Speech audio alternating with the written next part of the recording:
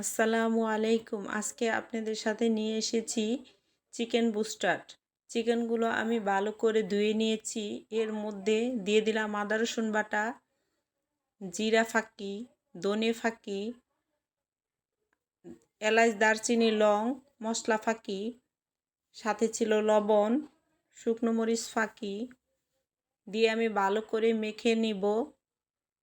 আর এক পিস লেবু চিপে দিব। এগুলো দিয়ে ভালো করে মেখে আমি আধা ঘন্টার জন্য রেখে দিব নরমালে ফ্রিজে। আরেকটি প্লেটে আমি এর মধ্যে নিয়ে নিয়েছি 3 চামচ ময়দা, 1 চামচ কর্নফ্লাওয়ার নিয়ে নিলাম। এর মধ্যে দিয়ে দিব গোলমরিচ ফাঁকি, সাথে ছিল শুকনো মরিচ ফাঁকি এবং লবণ আর এলাচ দারচিনি লং মশলা ফাঁকিগুলো সাথে নিয়ে নিলাম। নিয়ে আমি এটা ভালো করে শুকনা উপকরণগুলো একসাথে মিক্স করে নিয়েছি। আরেকটি বাটিতে নিয়ে নিলাম দুধ এবং লবণ। এর মধ্যে ময়দার মধ্যে আমি ভালো করে গড়িয়ে নিয়েছি।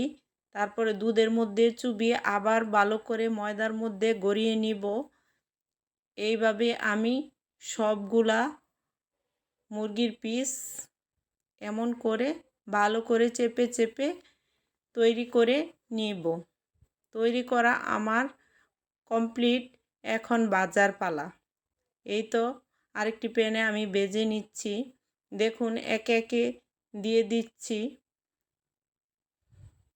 কিছুক্ষণ পরে আমি এগুলা উল্টিয়ে দিব। কালার চলে এসেছে। উল্টিয়ে পাল্টিয়ে ভেজে নিব। দেখুন কত সুন্দর হয়েছে দেখতে। খেতেও খুব টেস্টি হয়েছে। সাথে সস হলে কথাই চলে না, এত মজা হয়েছে। খুব টেস্টি হয়েছে।